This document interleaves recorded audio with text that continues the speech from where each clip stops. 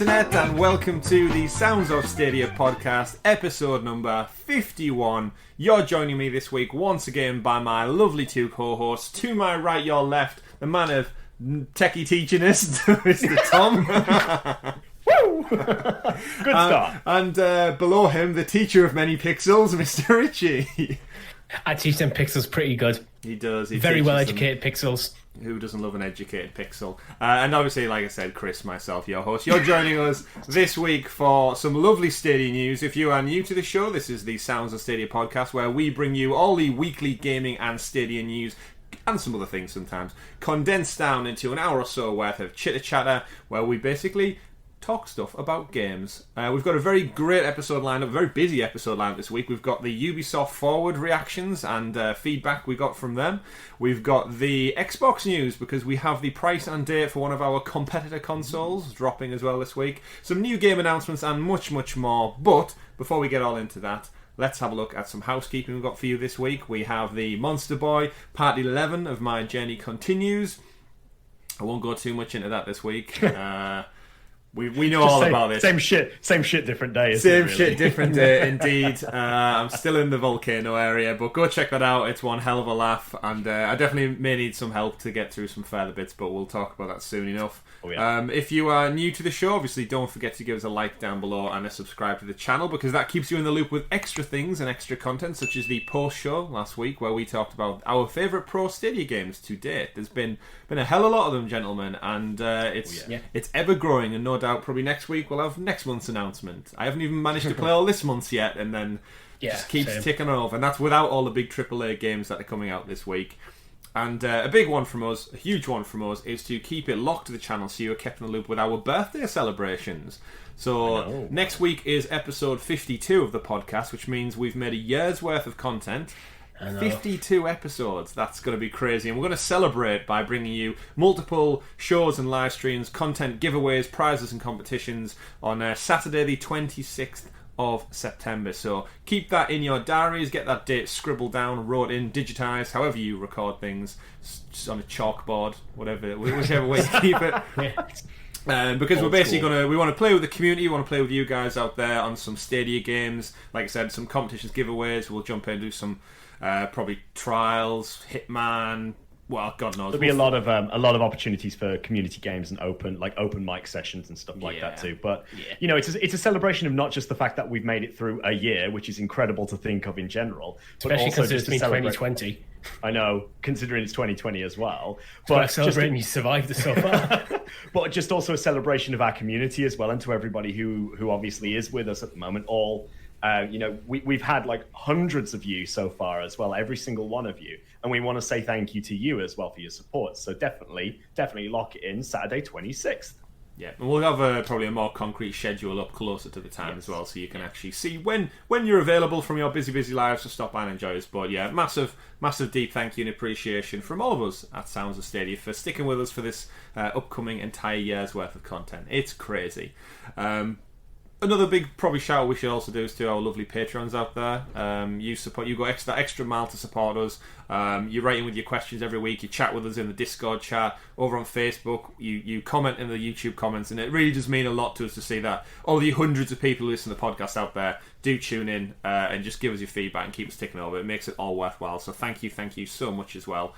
Because we are coming up on a year, and we are the longest running Stadia UK podcast, so let's keep it going, Let's keep this train chugging away. We ain't done yet, and we're certainly not this week, because as I mentioned at the top of the show, it has been one busy week in the world of gaming, and more importantly for Stadia, because it's been we've got mentions, we've got shout-outs, we've got guest appearances, and we're going to talk all about that by bringing you what is the super sexy special Stadia Story segment, aka The News. And it's, like I said, it's been one busy week. We kicked off this past Thursday by not doing a live stream, but by watching a community watch along with all you lovely people out there for the Ubisoft Forward September event, where we tempered our expectations last week. We didn't go crazy on predictions because we thought we'd reel it in a little bit and let's get real with what Stadia's presence was going to be. And we discussed it on last week's podcast, but we knew Immortals Phoenix Rising was a thing. Have you heard of Confirmed as Phoenix now. Confirmed as Phoenix, confirmed. yeah. It's no longer Gods and Monsters, which we all know was a better name, and I think everyone in the industry has discussed it at this point and said it was a much better name. As generic as Gods and Monsters was, it's officially been confirmed, and they started off their showcase by hitting us with Immortals Phoenix Rising, chaperoned by some James Brown sick funky beats as well coming out unexpectedly. Really set the tone for the thing, but more importantly, we got a really good in-depth look at what the game is about, to be honest. And I'll throw it over to you guys. I'll start with you, Tom. Did this reinvigorate your interest? Did it make you pre-order the game? What was your quick take on this kind of re-envisioned Gods and Monsters game? Yeah, no, I've definitely pre-ordered it now. It sort of gave me a lot more of a sense of satisfaction watching the way that they presented it. Originally, there wasn't a lot of news, a lot of hype around it. We knew something was coming, and we saw the art style through the leaks of the Stadia leak that we had earlier on towards the start of this year, wasn't it? Towards like April-ish. Yeah. Oh, time makes no sense. Yeah, time. It was June near one of the Connects. It was. Yeah. It was either April or June. But now we've actually seen some footage. We've seen some actual gameplay of it. We've had dev talks and talking about map creation, like the whole environment and so on. It's definitely gotten me very interested in getting this game now, because it reminds me, and you see this a lot in the media at the moment, that they're talking about. It's like a Legend of Zelda Breath of the Wild clone, but it's also got that like Assassin's Creed Odyssey legacy, that sort of like mythology mixed into it as well. It's Assassin's Creed Odyssey with a nice skin to it, but it's also more focused on the mythological side of ancient Greece as opposed to the, just exploring the Isles and the history of the Isles instead. I think I described it during our watch along as what would happen if the Assassin's Creed Odyssey team decided to make a Zelda game, but with all the concepts that probably were a bit too outlandish for an Assassin's Creed game. Yeah. Yeah, I mean, a flying mechanic is one of the things that we've got to think about there, right? Assassin's Creed with wings and being able to fly around. Without Da Vinci's flying machine. Yeah, none of exactly. That. So yeah, the game is obviously a great fresh look at it. It has been, like, I've watched quite a few bits of the gameplay that they released to the press and other influencers and such, and the gameplay itself very much is.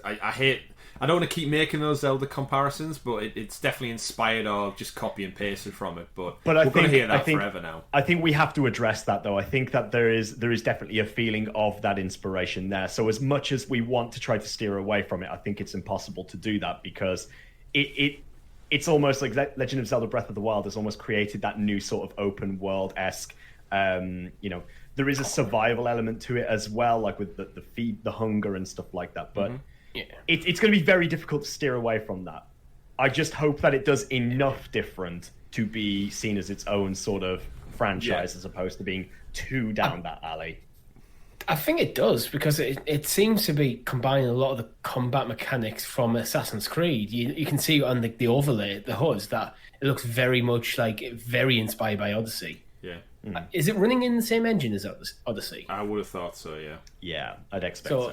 I think it is going to be probably significantly different to Breath of the Wild. It's just when you've seen these big sprawling landscapes and brightly coloured hues and stuff, and then going on like an open world adventure, you immediately go, oh, that's a Zelda game. Yeah, it's even to a point though, some of the puzzles that they've since showcased, they are genuinely like, they have the puzzle rooms in Zelda. It's almost like copy where she's got a weapon or a power ability that allows her to lift blocks using essentially a magnet, and you put the block into the puzzle to unlock the door. You shoot arrows at certain things to trigger gateways and stuff, and it is almost one for one. But the key difference for me and the interesting take is how people who've seen that game are now going to see this, and essentially probably a richer, because again this game's running on like next gen tech as opposed to the Switch, which is limited to the Nintendo hardware.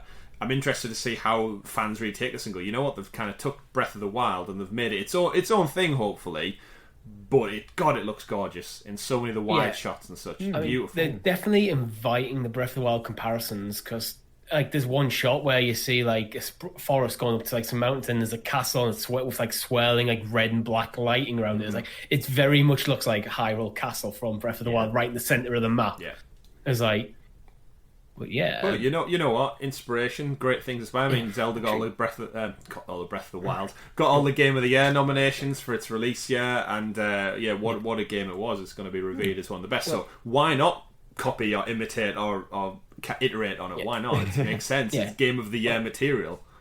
Interestingly, actually, it's not on our agenda, but Nintendo are apparently instructing developers to prepare their Switch games for 4K. So there's very heavy rumours of a Switch Pro coming, so we might see an updated version of Breath of the Wild. Yeah, interesting. In an alternate universe, I've said it a few times in previous episodes of the podcast, the perfect pairing to make Stadia elevate to that next level and Switch have that internal infrastructure, that internet infrastructure, that's going to allow them to compete with Xbox and Sony, even though they very much play their own game, they always have and they always will done. Could you imagine a world we live in where Switch just has a Stadia app within it, and all the AAA games that Switch cannot play, even the Switch rumored Switch Pro, just playing via the internet? Because essentially the Switch just needs the app, right? It's got Wi-Fi, it's got internet. So is it that hard push to think if we can get Stadia on iOS, one of our latest stories, hopefully? Just imagine, and then if they just did that partnership, I think it would help them out both tenfold. You can play Mario on Stadia on the cloud, and you can play. Yeah, it would be an amazing partnership, but I cannot see it ever happening. No, it's the perfect partnership from both out my point of view for both parties. But the way the because business Nintendo have got the legacy in gaming, and Google are a tech giant. You combine them two things, and you're in for a winner. Yeah, and I'd love to play Stadia games on my Switch. Yeah. Speaking of Google again, though, bringing it back to Immortals Phoenix Rising, let's just give a massive shout out to Phil Harrison for actually making an appearance at what I would probably say is a key moment in the Ubisoft Forward event there. Well, not only just to reiterate the fact that Stadia is still here and is still a thing, but also that actually development teams are really sort of invested in the technology, because not only are we getting Immortals Phoenix Rising on Stadia, but as part of it, we actually have got a unique island specifically for Stadia players. This content will not be available anywhere else on any other platform at all. My only thing is, it's I'm in on this game. I was very disinterested in it before the trailer. I'm very much now in. I don't know how much people who are not already in the Stadia ecosystem care about this game. I don't know. It's got quite a lot of chit-chat going on the internet from what I've seen, and I really do think that, like you said there, Tom, I think Phil showing up at such a widely, anyone watching this who was watching the Ubisoft conference, was probably going to be a lot more people who would watch a Stadia Connect. So I think him getting his face out and the brand and that giant ass logo chained up on the wall behind him was a huge kind of just a notable point. He obviously thanked Yusuke Malt and Ubisoft for the partnership, which we know they've been the best by far for partnerships. Yeah. We cannot deny that Ubisoft have been amazing with supporting Stadia. But in terms of that, I don't think we can really talk about how much that hits home that, it's still a thing. And I've watched a few other influencers and such on YouTube since talk about it, and it's actually, yes, they make their jokes of, it's still a thing, whatever, but they cannot deny it's an exclusive demo coming exclusively to Stadia, as you mentioned, with exclusive content, and these are the type of deals that they need to be making and reaching out to, and using that Google cash milk and getting it out there and really just cementing them in, so then people start to think, well, actually, you know what, I want to try this game out, I can play it early. And the fact that we've said before, previously on the show, you want to demo this, no downloads, no updates, don't have to delete anything from your hard drive, you literally just click to play. If you've got a Gmail account, you can test out this demo. So it might be exclusive to Stadia, but it's not exclusive to anyone per se who doesn't have a Gmail account. You don't have to pay to get into any sort of special club or anything. Yeah, you've just touched on something, Chris, that I forgot about. Tom, you're absolutely nuts for pre-ordering this game. Mm-hmm. Definitely. You're getting a free demo. I don't know why you pre-order it before the demo. He just loves James Brown. I'm going to play the demo. If I like it, I'll pre-order it. The whole point is I just want to be able to show off how easy it is to actually just pre-order. I can literally just hit it and do it. And I'm not even being charged for it at the moment. That's one of the best things about it now. You don't even get charged until the day that it comes out. And then again, I don't need to preload anything. I know we keep singing the praises of Stadia, but again, just to reiterate the fact, I hit a button the day it comes out at midnight, which I believe it actually says on the app, at midnight, probably Pacific time, which is about 9 a.m. UK, 8, 9 a.m. UK. It will be available instantly. Is that true? because we've seen a lot of grumblings about things coming out about 5 or 6 o'clock in the evening. We recently have, in the UK. we have, but I do believe that the launch for it is expected to be global midnight Pacific. See, that's where I think they need to start. One of the things Stadia does, it does actually downplay the praise of you don't need to preload things if you can't start the game, go and installing in the morning, come back and work from play. If it doesn't actually go, no, I can just play. Yeah. If that time frame is that 100% needed, and I've been very vocal on Twitter that it needs sorting out, because for somebody who was off work when Avengers came out, I didn't take it off. I just happened to be off that day. Woke up, did the house jobs and stuff, being an adult, but then sitting down in early afternoon thinking, right, I'm free now. This is the time I would usually play a game. I played Hitman instead, so I still had time to do, but my mind was like, I want to get into Avengers. I can see everyone playing Avengers, and I had to wait until 5 p.m. in the afternoon. And I've seen people saying, like, well, what does it matter? And it's like, it does matter, though, because people do take time off work. If you just happen to be off that day, your time is precious. Everyone's time is precious. That's why we thank people for taking time to listen to us three idiots talk about Stadia on a weekday. Take a comparison to a game I've been playing recently, Tony Hawk's 1 and 2 remake. That I had actually pre-installed for almost a week before it came out. I could, on my PlayStation, just hang over the icon, and I could see it counting down. So that got the immediacy. As soon as it was launched, I had it. Yeah, I think it's just getting that consistency between. I think it's the next step in what we need to see from Stadia. Really, I know there's a lot of people in the Stadia community in general talking about certain features that are missing and so on. But I think it's important to address the fact that, one of the benefits of Stadia, again, is the fact that we can play things instantly without downloads, without pre-installs, and so on. So we need to showcase that fact by having the same release times as other platforms. Yeah. Because if we are ending up waiting, then rightly, as you've said, Chris, there is no point in that, because people do see that information and they expect to be able to play it then and there, because we take our times to reschedule our lives around these things. Sound like, as video game addicts, I'll call us, essentially. Because we are, right? We love playing video games. I'm the alcoholic at the door, at the pharmacy, not the pharmacy, at the corner shop on the morning going, I need to get my bottle or something like that. But I'm the guy at 1 o'clock in the morning going, I should go to sleep because I'm tired, but I need to keep playing. Yeah. 1 more hour. But the sad irony would be if we get the exclusive demo on Stadia with the exclusive island, but then when it comes out, I have to wait 17 hours past midnight on the day to play it, when everyone else on PlayStation 4, Xbox are already playing it. It's like, great demo, great exclusive, get there, Phil, but the game's still out everywhere else beforehand. Needs to be sorted. It's a minor criticism that you just need to get that standardised and get it launched at the same time. If you get it launched at the same time as other consoles, then you're getting your players hands-on with it several hours before most other people. You say it's minor, but it is still impactful. I think it's something. Yeah. It's a stabbing point for a lot of other content creators who are negative towards Stadia out there. That they will look for any sort of ammunition to sort of take down the platform and have their word about it. Indeed. You give them that, then that's something they can run forward with. Take it away from them, then they have to move to the next one. And I don't think it's new. I think this is something that is starting to build, starting to see a bit more chatter in the Facebook groups and stuff. I think with things like Avengers being a big game day and date, that's where a lot of this chatter came from. Needs to be day and date, time and time, bang on midnight. But speaking of taking things down there, Tom, other things that were taken down many, many years ago, but have since made a resurgence thanks to Ubisoft. We got another game announced, Scott Pilgrim vs. the World, Complete Edition, on its 10th year anniversary, hits us once again. So for anyone who knows, I believe this game was taken down for copyright. I think it was it the music or something? Basically, it was removed from all stores in about 2016, if I'm not mistaken. And I think it was just licensing agreements expired. Because it was based on a comic based on a movie. That makes sense. Yeah, I think Universal had some play in it to basically, because of, as you said, movie rights, comic rights, etc., etc. Well, there's things like a lot of Nintendo themes in the movie and stuff. Edgar rights. Yeah. Nice. There's a lot of Legend of Zelda themes actually in the movie. He opens up an Amazon box and it's the Zelda chest opening music, stuff like that. Is probably being problematic. Well, we know what Nintendo with copyright. So. When there's a lot of heavy video game references and other cultural media references in one title, then it's suddenly shit, we've got to go out and get all the rights to everything that we use in here.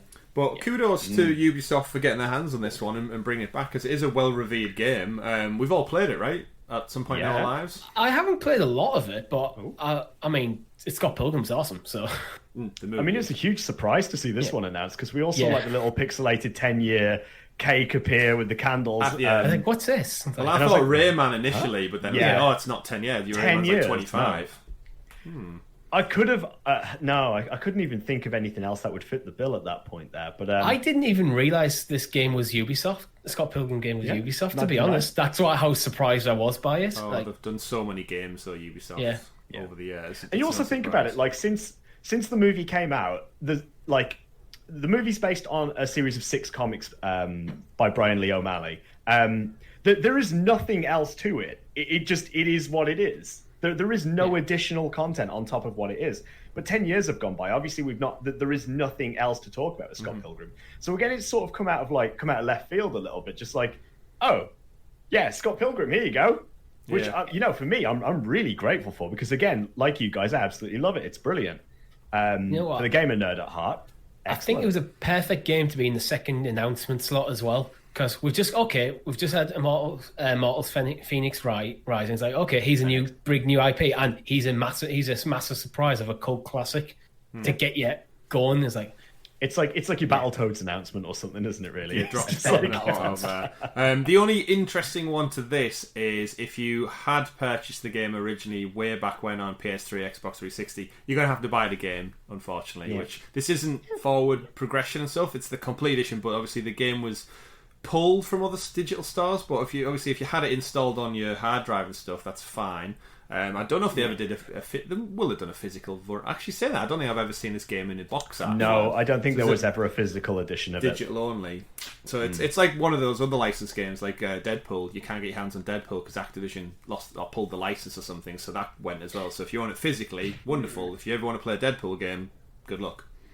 I mean, that is the advantage of physical media, and actually even just digital downloaded media is like if it's on your hard drive, it's still there. Yeah, it's something I think Stadia and like xCloud and things might hit a problem within probably not 5-10 years, but maybe like 10 years when licensing does expire. So developers have to pull the game when the lawyers get involved. Damn lawyers. Yeah.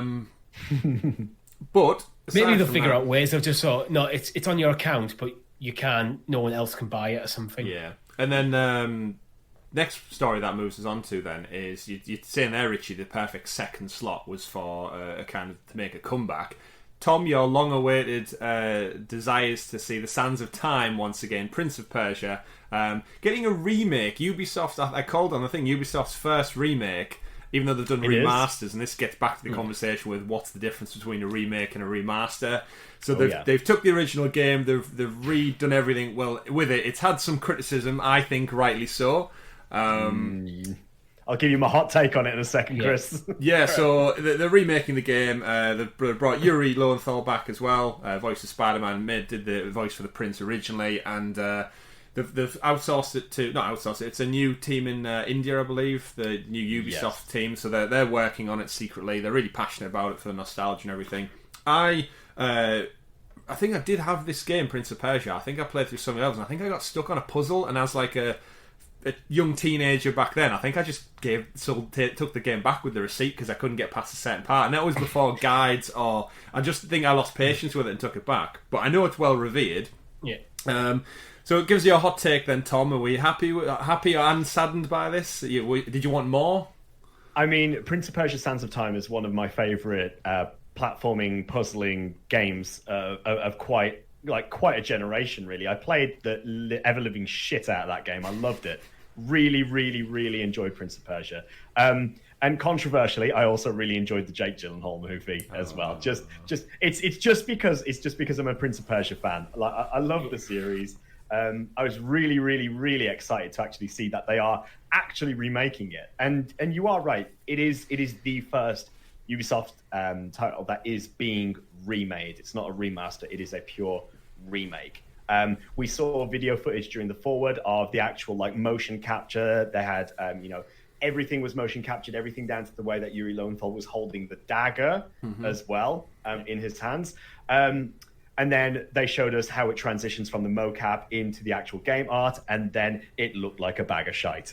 Yeah, I was going to say, I'm hoping you're not going to come here and defend it, because I was a little defensive during the during our live reaction, because because it was like we're streaming it, then streaming it on, so there's lots of compression going through. But it's like, no, I've rewatched it. It looks like a bag of shit. So there's a couple of things we should say as a caveat here. Is yes, Richie, you are right. In our react, we were watching a video of a video, essentially. You know, that kind of a video of video game footage. Yes, it is still in development. Yes, the game hasn't actually come out, so there is time for graphical overhauls and so on.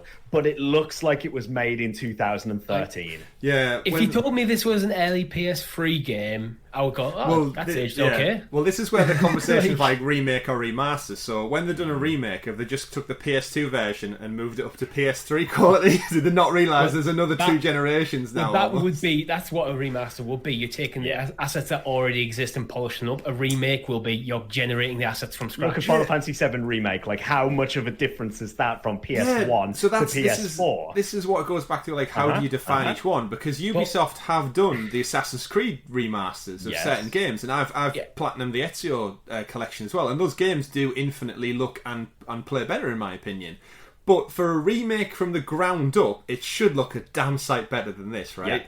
I can show you a screenshot of a remake between Resident Evil and the newer Resident Evil. There's loads going around. It's becoming a bit of a meme on Twitter. It is. The thing for me is sometimes we can be defensive for developers saying, it's still in development and stuff, but it's like, well, this is a trailer. This is what you've decided to show us.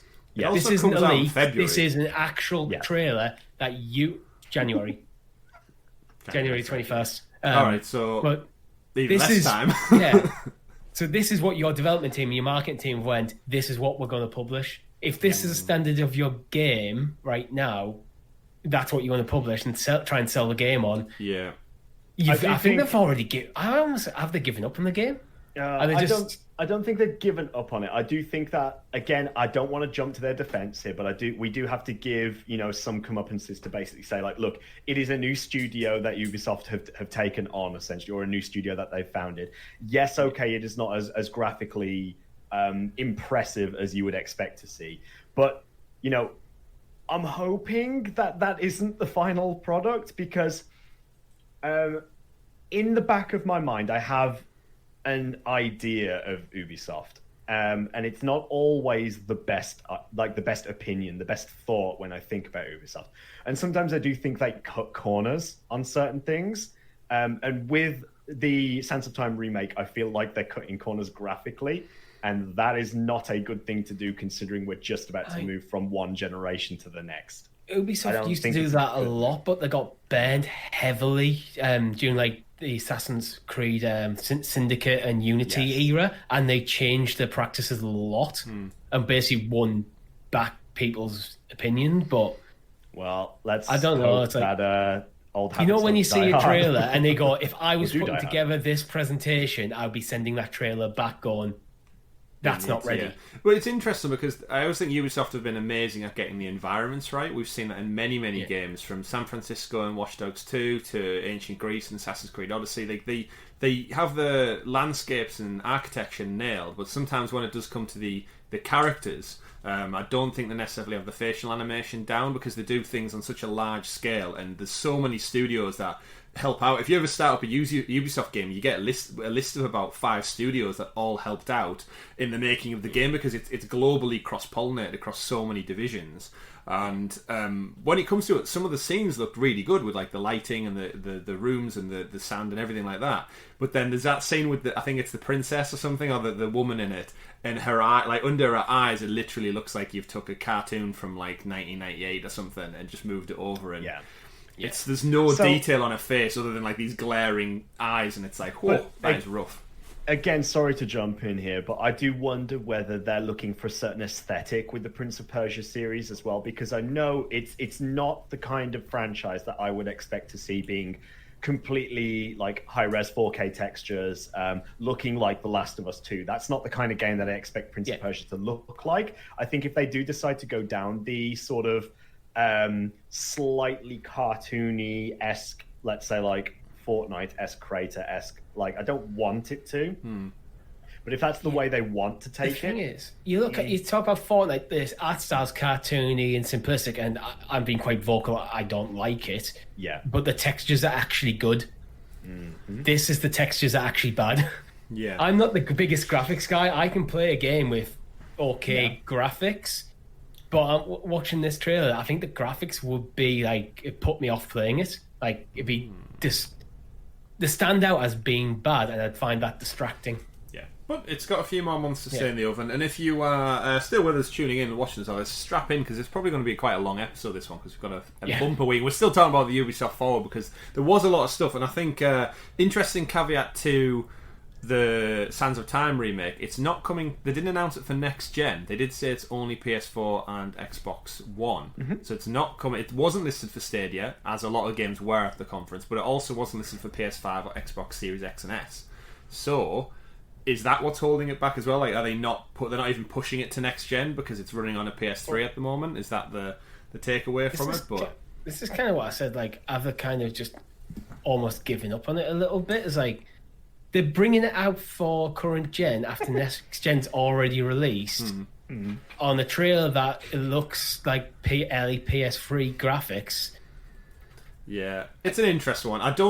My opinion honestly is they're testing the water for a full reboot of the series, and I think if they're putting this out there to gauge the sales and interest and the fervour around it, and then they go, great, off the back of the success of that one, we're going to relaunch it as a new franchise, essentially. Do you think they may have just completely forgot that they had this studio that had been developing it for quite some time, and they just went, shit, we need to announce this at some point? So they were like, we've got a slot in the September Forward.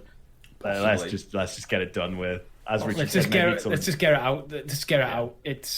We need to get it out the way. Let's push it, and then we can just move the studio onto something else. It's their Atari version of ET.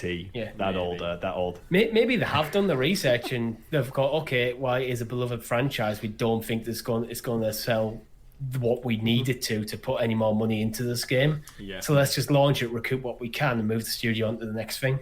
Yeah. It's also not, by today's standards, it's not really a traditional current Ubisoft title either. The style of games they've switched to are these massive open worlds with like multiple online components and ever present. When we look at their entire roster of like For Honor, Rainbow Six Siege, The Crew, it's all about being online and connected, the Division and such like that. Which brings us to our next story, which we did get the whole showcase wrapped up with a new game announcement, a new IP. We all thought it was Steep, just out of nowhere, but it turns out there's a new IP, Riders Republic, coming from Ubisoft, and also known as Steep 2, featuring Trials and all the other the Crew 3. Yeah, the Crew 3. I actually thought for a time it was going to be the Crew 3, but essentially it looks like an amalgamation of basically every extreme sport on the go in this kind of similar to The Crew, like an open world America with multiple hub locations you can jump between, but you can do freestyle biking, bike racing, skiing, flying raccoon suits, what they call like wingsuits. Wingsuits, because they feature heavily in Far Cry games as well. It looks like it's going to be a competition of them with a lot of multiplayer, almost like battle royale elements, maybe with like 50 crazy bikers all heading downhill at once. Doesn't personally do anything for me. But I've seen loads of people online say like this is their jam. If this is like the spiritual successor to Steep, because Steep as a franchise is I think it's got quite a niche audience. I think it's quite a smart move by Ubisoft to bring all of these different extreme sports into maybe just under one umbrella and say we can have season content for Winter Olympics, or we can have seasonal content for the BMX competitions that go on and stuff. But having, I think, all on the same ever-present platform is a smart idea for them in terms of like pushing a new IP, and the name actually fits what the game is. Thoughts, Richie? Yeah, I completely agree. It's not for me. It looks fine if you're into like games. Compared to Prince of Persia, it's actually quite beautiful. All the colours and stuff. It's like, which I think is kind of more important in this style of game, because especially if you're going down a mountain, you want the landscapes to look awesome. Yeah. Shout out to Ubisoft Fantasy for this one then. But I think if you're into the game, it's going to be good. I think the timing is going to be good as well. At the start of a new generation, it can almost, if they support it, it can almost just last the entire generation. So, on that note there, just to confirm that in the current gen version of it, you will only be able to have up to 20 players in a single session online, whereas next gen will be able to support 50 players in a single session. That has been confirmed. Yeah. What's an odd difference? What about Stadia? Which does that fall on, current or next gen? Well, that's the question really where I was going to go with these, because obviously we're now on the cusp of getting next gen. We have a story we're going to talk about in a moment regarding next gen, but we still don't know where Stadia falls in these things for new games that are coming out. I think it's one of them, depending who you talk to, they have a different interpretation. Yeah, it depends which servers they allow us on, because I imagine that if it's going to be a server based on current gen, the server capacity will be kept at 20. Whereas if it was just purely just on a server basis, I think we're probably going to actually know more about where Stadia falls in terms of, is it current gen or next gen or somewhere in between with Cyberpunk. Because that's going to be the first big game that's going to straddle the generations, where you could do a comparison between the PS4, PS5 versions and Stadia and see which is it closest to. Well, I mean, we've also got Watch Dogs and Valhalla and stuff. True, yeah. Come on and do that. But in terms of Rise Republic, I think again it's a game for definitely people who are into those type of sports. It looks great, and it does look like another copy and paste Ubisoft. I like the character things. It looks like they've got a bit of Far Cry New Dawn thrown in there, a bit of Watch Dogs Legion, like the kind of crazy things. But the aesthetic is very much Ubisoft. They're also massively at the moment seem to be they seem to be on like a paint like air spray. Aerosols. Yeah. This seems to be their jam at the moment, doesn't it? Like spray paint and all Banksy that Rebels coming out. Yeah, it seems to be their jam. Yeah, I mean, we saw that throughout the entire conference. So some of the news that we will touch on, but it wasn't really Stadia specific. So we saw a big announcement for Rainbow Six Siege World Cup. They announced that it's going over to next gen as well. So if anyone who bought the game on previous consoles, I know me and Richie both have it on PS4, and as does Tom, it's going to transfer over to next gen, which is great. Still no mention of Stadia if it is coming. They mentioned it's got like 25 million plus players worldwide. It's the biggest year they've ever had, so it's hugely successful. But no sign on Stadia just yet. So I'm optimistic for a next gen version of Rainbow Six Siege coming to Stadia.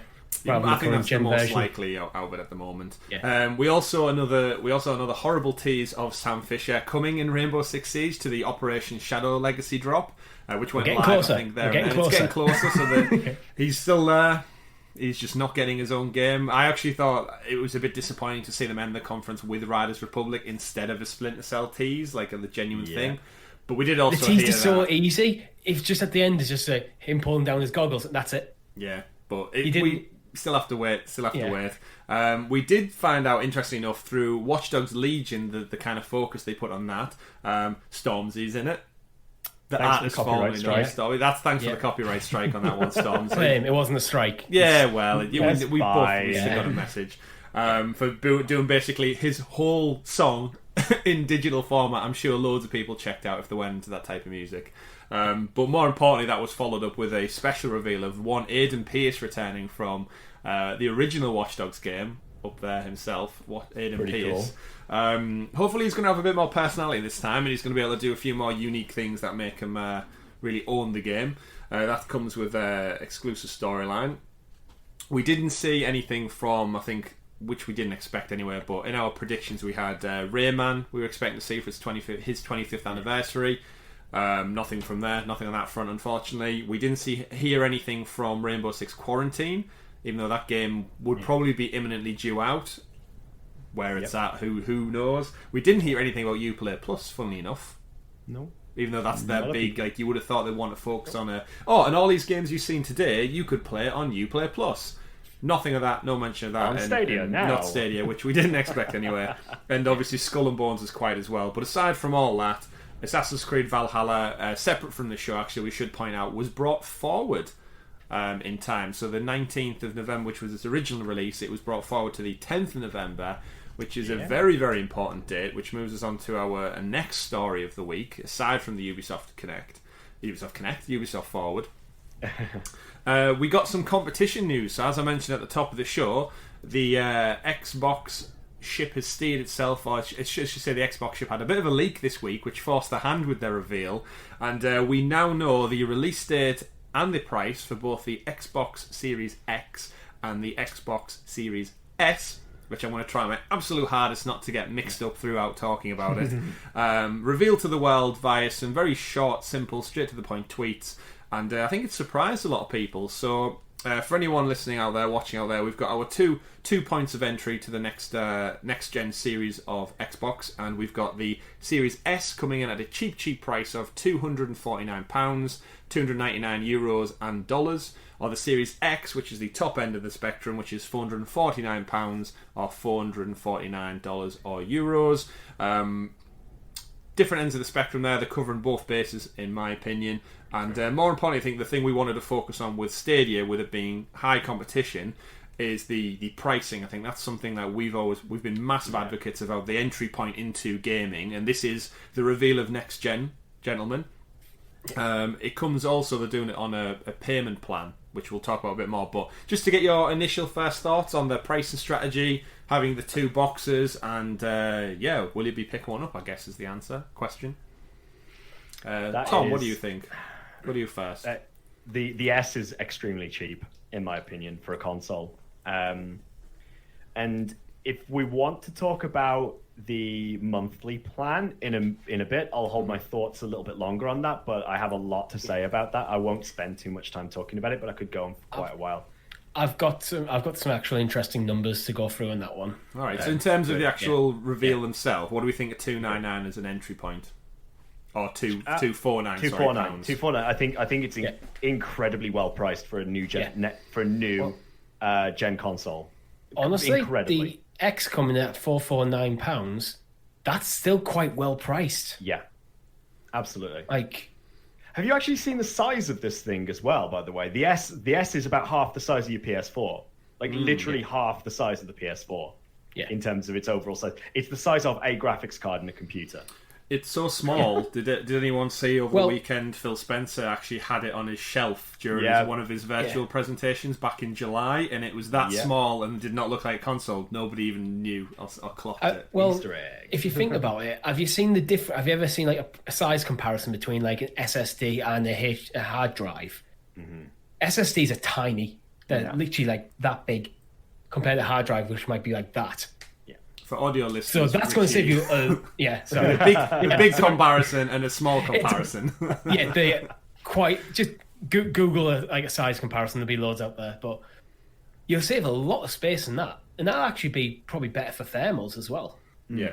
Now, definitely. In regards to these two consoles, though, can the Series S is it truly classed as next gen then? Because from what I've read about, it doesn't do.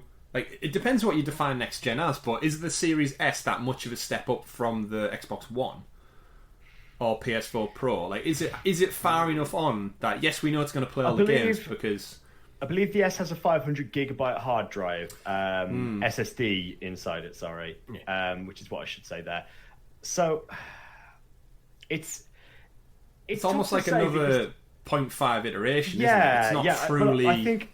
But I think this is a problem that you have when you start releasing things like a pro model in the current life cycle. Like, I get it, they want to sell things, they want to get money, they get more people and regenerate reinvigorate hype, I should say. But it does feel like it is like stopgap steps going up. Yeah, well, I think Microsoft have been fairly open about that. They don't really care about console generations too much anymore. That they are. This is, I think, Series S is in the next generation product line, basically. So it's the entry level of that product line. So it will play all the next generation titles with no caveats. Series S, apart from things like some games may not be as graphically as good as the Series X, etc. Yeah, but we'll play them. Couple of specs for you real quick. Series S resolution is 1440p with 4K upscaling. So that's very much in sort of like the current Stadia sort of ballpark, really. With certain games, we know it does have the capability of playing some games natively in 4K, but a lot of them are currently upscaled to 4K. 120 frames per second, excellent. 10 gig of GDDR6 RAM. Processor is a good quality processor. It is a step up. It's definitely a step up. is it enough of a step? I guess only time will tell once games actually start coming out. I'd say so. One thing we sometimes forget when comparing consoles is what TV you're plugging it into. Mm-hmm. I dare say like 1080p is probably the standard in most people's living rooms at the moment. People are moving on to 4K as they buy new TVs, but 4K I wouldn't say is the standard. Yes. Let's give a shout out back to the PS5 discussion as well with Mark Cerny with all the tech spec details, which was a bit of a yawn first. But again, we do need to remember that regardless of specs as well, it's all about how the games actually run on them and how the games are actually optimized for running on that particular set of hardware. The hardware is obviously very much a combination of things. It's the way it's all organized together that's more important, the way that the data runs and flows between things. So we can look at the specs and we can say, yes, it's a step up. But until we actually see things playing on it, it's very hard to actually make a formal decision. Yeah. If you've got what's the Pro version of the Xbox One X? If you've got that, I wouldn't anticipate you seeing a vast difference when playing on the Series S, if a difference at all. Mm-hmm. But chances are, if you're playing the Xbox One X, you're probably looking at the Series X anyway. Yeah. You can already see how confusing it's starting to get with all these names. Yeah, they definitely want to go to that mobile Apple yearly iteration model. Like the Series is now, and then the letter is obviously going to be their iterations, like the iPhone 10, that was an X and such. To bring it back around to Stadia, though, specifically, I think we should focus on really the price. So yes, $299, $249 is an amazing entry point for quote-unquote next-gen. In regards to that comparison with Stadia, though, we know you can pick up a Chromecast Ultra and a box with a Premier Edition for around about the £80 mark now. Yeah. And as you were saying there, Tom, it does the whole 4K upscaling, how it plays.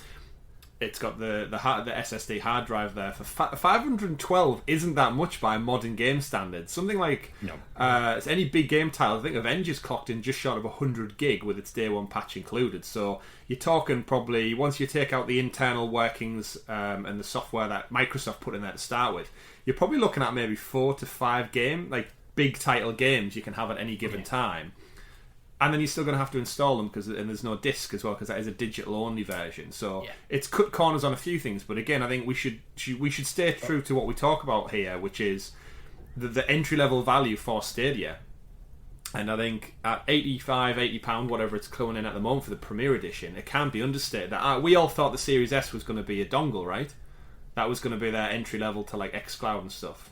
But it's not. I didn't have a clue what it was going to be. I assumed it was going to be basically what it is, a light form of a console. I imagine maybe there's some sort of dongle coming out later when xCloud is a bigger thing than it currently is. But I think that's probably a few years down the line because they don't want to get in the way of people buying the boxes that they've been probably working on for almost a decade. Yeah. It's an interesting one. But will either of you two be picking one up? Out of interest, did it tantalise you enough? Did it tickle your fancy? I am still waiting to see what happens at the PlayStation event, which I believe is being held on the 16th. Yeah, the 16th. Right. My thing is with Xboxes, I have absolutely nothing against Xbox, but I don't particularly have anything for them. There's none of the exclusive titles that have ever really jumped out at me as must plays, which is why I've been very much more in the PlayStation camp, despite arguably actually being platform agnostic. Mm-hmm. Yeah, I would more, for my use case, I would be more likely to get the Series S because I'm not going to use it that much. So, and I'm basically saving myself £200.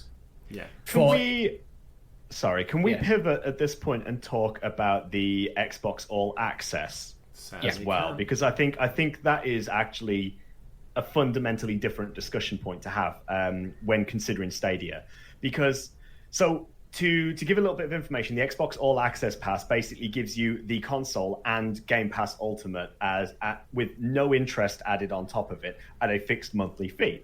So if you decide to go for All Access instead, you can actually get the console at a £0 price investment plus just paying a monthly fee instead, and you get Game Pass alongside that. So you can actually get the console. If we're talking the Series S, it works out to £20.99 a month. I assume that's probably just a continuous payment until perhaps the console is paid off. I'm not 100% sure on that. 24 month information yet. It's 24 month, and then traditionally after 18 months, you can actually trade in your console and get whatever the latest iteration is as well, and keep the plan going. So they're actually taking a very, very much similar to like the mobile phone market model there, aren't they? Instead, which is very, very interesting when you consider that you're getting the hardware at no sort of like entry cost point. But again, even look at the Series X as well, $28.99 a month as well. That's not that much different at all. Yeah, the interesting thing from that is just the affordability it makes it. So it can't be understated that this has Game Pass Ultimate combined with it too. Yeah. So that clocks in at around £10, £11 in the UK. I think it's $14 or something in the States. That bundled in, I think, Richie, you were doing the maths on it. It actually works out you save $60, £60 or something over the course of the 2 years.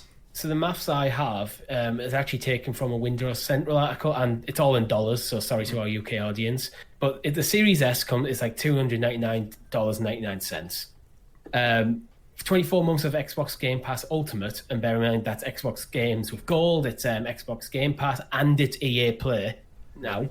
Yeah. That was a new one. For the next story. Yeah. Oh, sorry. Sorry. But that comes in at like about $360 over for 24 months worth of that.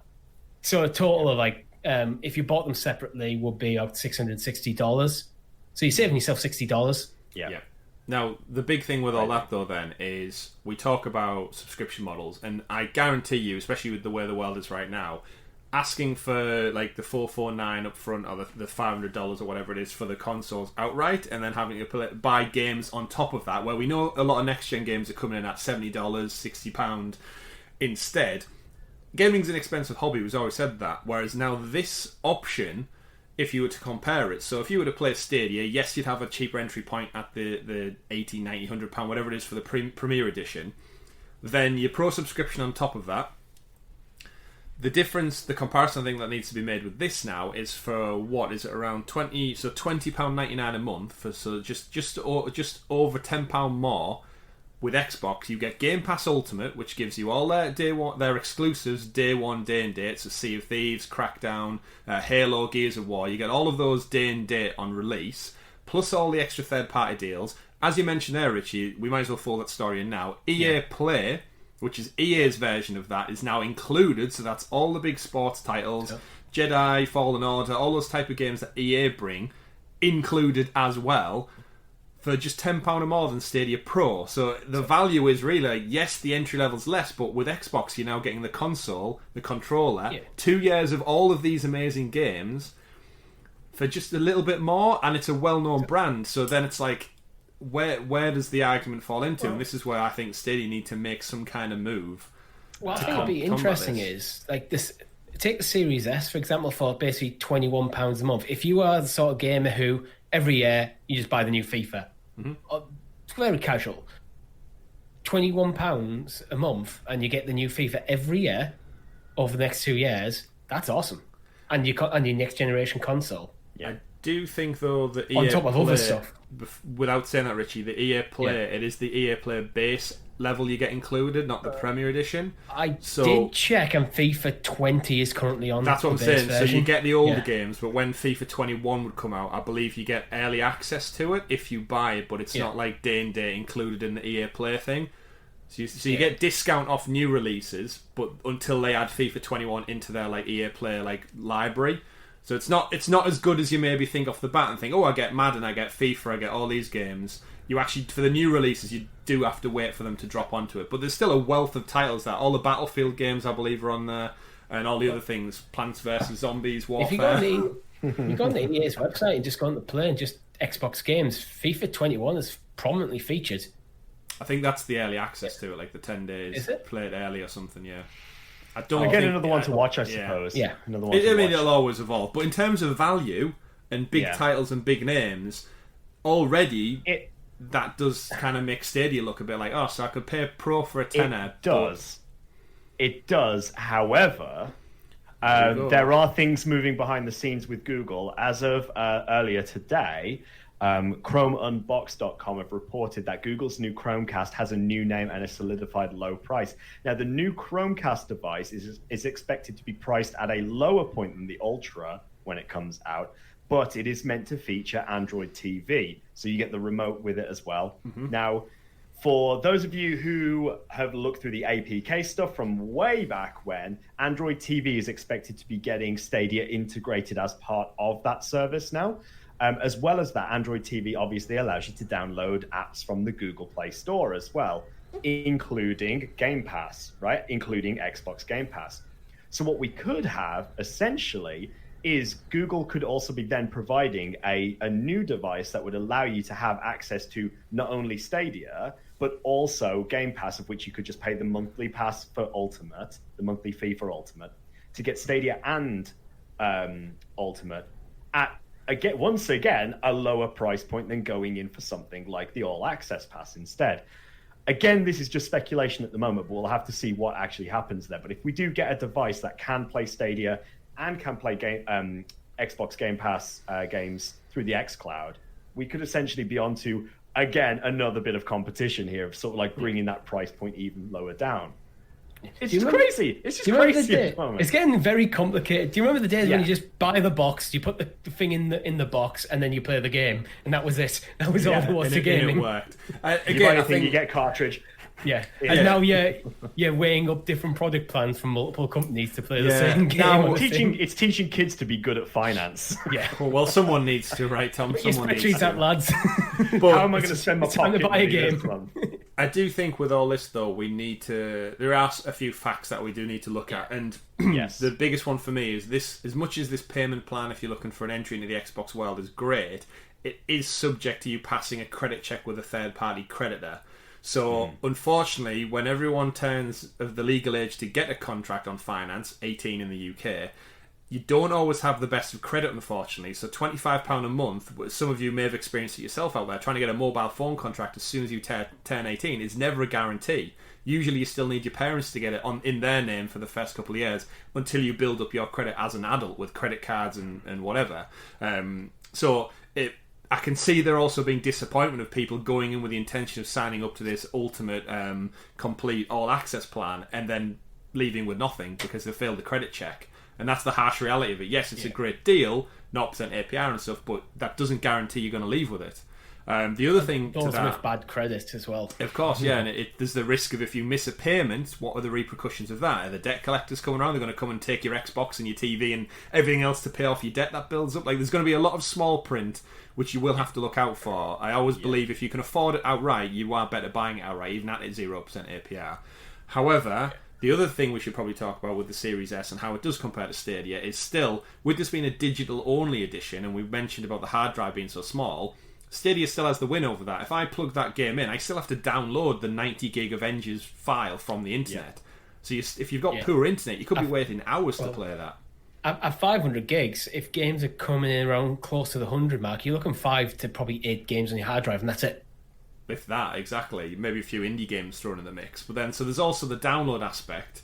But then, again, Stadia has that portability factor as well. So there are a few pros and cons which go. There's arguments, absolutely. There's arguments in every which way. And even then, at the end of it, in 2 years' time, you'll need to get yourself another Xbox, potentially. Whereas with Stadia, the theory is you've got it. Once your foot's in the door, you keep going. You know what this makes? In a way, this is going to sound like out of nowhere. It makes crossplay even more important because there's so many different ways coming to play games, even just in the Xbox ecosystem, for example. Yeah. That you want everyone to be able to play with whoever, but pick up the best system or platform or whatever that suits their use case. What gets left behind? What gets left behind? Speaking of being left behind, that brings us on to our next story of the week. We've had an update from Apple. So we all know that, and all of you unfortunate iOS users out there who haven't been able to play Stadia on your iPhones or your iPads, and also haven't been able to play the xCloud beta, which the xCloud actually officially launches in 2 days from the time of recording this week. So if you're listening to this now, it's out there available on Android. Go fill your boots. It's officially out there. Stadia's competition is live in the field, unless it's iOS. Now, Apple have came out this week, and it looks like they've tweaked their App Store rules slightly. I think they're trying to come across as the good guys.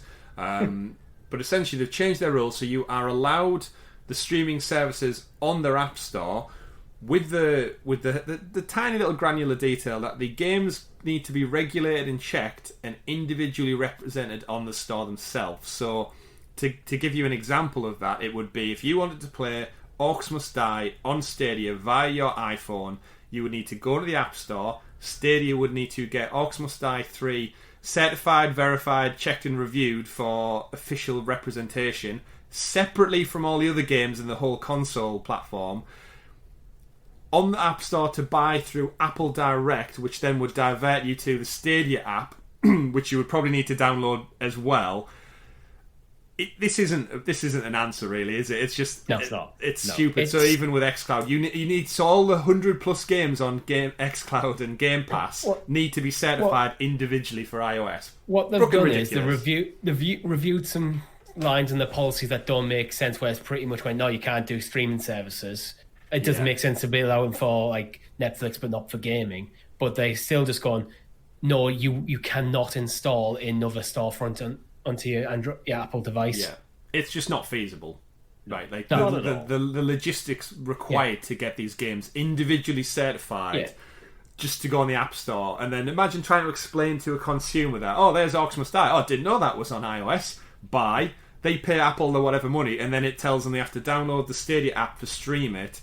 And it's just so convoluted. It's not consumer friendly in the slightest. It's not friendly for the businesses. And Microsoft have came up with a statement and said this isn't what we're looking for already. No, Stadia have yet to comment, but I'm sure they're under the same mindset where they just need to keep pushing them, right? Stadia has a bit more of a vested interest, because if you can't play any gaming service on Apple devices, that's then pushing the Android market. Yeah, it's such a. I mean, they're going to let Microsoft fight that battle for them. Yeah, I genuinely just think it's them defending their Apple Arcade model, and they don't want people spending money on other stores. But I've seen loads of articles say Apple give the green light for Stadia and xCloud. It's like, no, they haven't. The light's not even on amber. If that, it's clickbait. No. It's clickbait. It's literally exactly what you've said. They're just trying to make it look, for the court case that's going through at the moment, that they're the good guys and that everybody else is in the wrong for what they're trying to do. And it's not going to work, because you are absolutely right, Chris. It is completely anti-consumer. It's just not. It's ridiculous. You're literally asking them to walk through a maze to play a game. That's what you're trying to do there. It's just a joke. Well, have you met Apple? Like, yeah. This is what Apple does. It's making me even happier that I've switched ecosystems now, because I'm just like, what is the point? Yeah, when the news dropped, I thought, oh, Tom's just changed his iPhone over to Android, and then they released this. And then I opened the article, I was like, we're no further on. You just gave us a different complicated route to get the games on the system. All they've done is they're basically now no longer treating gaming separate to like video streaming services, but the storefront side of it is still you're not putting another storefront on, which makes everything just not work. Yeah, you've definitely not heard the last of this story. That is for certain, because I'd imagine all the other bigger companies are not happy with this, and they're surely just going to have to keep pushing it in a court of law. And it's weird, because they say they're doing it to be consumer friendly and making sure that their iOS store is clear and it's the best for our customers and blah blah blah. But the reality is not allowing people the variety and the option to play their games wherever they want. It ain't. The thing is, though, all the games are already rated before they go into Stadia, so the rating thing is just nonsense. Yeah, but we'll keep a keen eye on this one as it evolves. But as of now, I don't think you'll be seeing Stadia or xCloud or any other gaming platform for that matter that's cloud-based on iOS anytime soon. So if you're thinking about getting a new phone, there's some lovely new Android ones out there you should check out in the market. And final news stories of the week, gentlemen. Before we wrap up, we've got some new games confirmed. We had one of them leak as part of the ESRB ratings a few episodes back, and it had final confirmation from the official Stadia account now. We have Risk of Rain 2 confirmed, and we also have from THQ Nordic Chronos Before the Ashes. Two very different style games. Risk of Rain 2. Tom, I believe you've played Risk of Rain 1? Yeah. Would you like to give us a rundown? Yeah, it's sort of like an action platformer, roguelike, definitely sort of title where you know it's a 2D sort of plane that you run around, you shoot, kill enemies, collect things, try to make progression, fight bosses, blah blah blah blah The second one is actually a little bit different in the fact that it's 3-dimensional as opposed to 2-dimensional. So complete graphics overhaul, very, very different. Indie game. I love roguelikes, but I was never really taken by Risk of Rain. However, I am still excited that it's coming to Stadia. And more importantly, because it gives me a good idea that developers are still talking about Stadia, more importantly, they've also confirmed, devs, that they are creating exclusive content for Stadia in the game too. Which is an interesting concept from a roguelite. Absolutely. Yeah. Yeah, they said in the trailer it says new stage play first on Stadia, so they've got that in there as well, which off the back of the Immortals Phoenix Rising news that there's an exclusive island being made for Stadia players. It's interesting to see how they're tweaking. It could even be just while the developers are getting familiar with the Stadia behind the scenes work. They're like, well, while we're testing it out, we'll just make something. And then it just happens to work to the game. But obviously we don't get the kind of pre-order bonuses and stuff that other platforms get, so it'll be interesting to see if this is the future of what it looks like. Here's some Stadia exclusive content that you can only do with the power of cloud gaming. We do for Gods and Monsters. We do what? Get pre-order bonuses. I mean, like physical things to take. Oh yeah, the physical stuff. Yeah. I'm with you. So that was one of them. So Risk of Rain 2 has been confirmed. Obviously, we don't have a date yet. And the second game, Chronos Before the Ashes, we should mention that I thought this was a new announcement, but after looking into it, it's an old Oculus Rift game that we used to play in VR, and it seemed to have like Resident Evil fixed camera points, and you had as a third person character, you move them through the level from like different locked perspectives. So it looks like they've took that VR game and they've kind of retweaked it into an action adventure RPG. I'd be interested to see if the cameras are still locked or it's more behind the player, kind of over the shoulder view. I have to say at this point that I hadn't even heard of this game until 2 minutes before we recorded, and I watched the trailer and I thought, what the hell is this? Oh god, it is the most bizarre trailer I've ever watched for a game release. The trailer is absolute garbage. Like, let's just call it what it is. It's like, describe it, Richie. Like, it's plain below, so describe it. Right, so you're starting off with some girl playing games in a room. It's very dark. It looks very 90s-esque, which would fine if you were like a retro game making a comeback, playing nostalgia, but no, this is new, so weird choice, but... So literally there's about a minute of her doing nothing. That just, being in a room, dancing around to some music. Literally... I thought that was to the do game. with gaming at all. Yeah, me too. I was like, the graphics look really good, and then I was like, hang on a minute, this is just real life footage. She plugs the game into what looks like a retro console, like hooked up to an old CRT, which is quite bizarre. And then the trailer starts like 50 seconds into a 1-minute 30 trailer. I feel like it just like badly edits like gameplay footage on top of this girl like playing, and then there's a little bit where she's like, her mum is like, it's time for dinner, and she has, stroppy teenager. Is she even a teenager? I thought the actress actually looked a lot older than like probably the age group she's trying to be. Yeah. But aside from all that, the key thing to take away from the game itself is it does have a unique aging mechanic within the game, where every time you die, your player ages, so their stats and abilities within the game become degraded because they've got older. So it's kind of like if you die, you are generally going to come back a little bit older time on time. So you could end up just being like an 80-year-old at one point with like weakness stats, no power, no strength, which in turn probably makes the game harder to progress through. So it's quite an interesting mechanic to have in there. See, that's an interesting mechanic, and if it's done well, it could be awesome. So why not put that in the trailer? Not some... That's a random thing. Like a girl down for a dinner. Doesn't want a dinner. Yeah, maybe if at the end of the trailer she was like an old woman, Mom, it's dinner ready. She wants her soup. I'd love to have been in the meeting that created that trailer, because that was odd. You could literally take the real live footage and just cut it in with any game footage at this point, because the two don't link up in any way, shape, or form. No. But yeah, it's laughable. But THQ Nordic do what they want, right? THQ Nordic do what they want. The actual footage from this is probably from a different division of THQ Nordic, and they just happen to have some footage free. And they're like, rather than go buy another trailer maker company out, let's just put it in the game and put them to work. But crazy one. So we've got 2 new games coming, and a final point of note as well. We've got some Baldur's Gate 3 news dropped this week as part of the developers' interview showcases, and we have crowd choice coming. That is awesome for Baldur's Gate. Yeah. How do you think it would work best for Baldur's Gate then, Richie? Crowd choice. What influences would it have?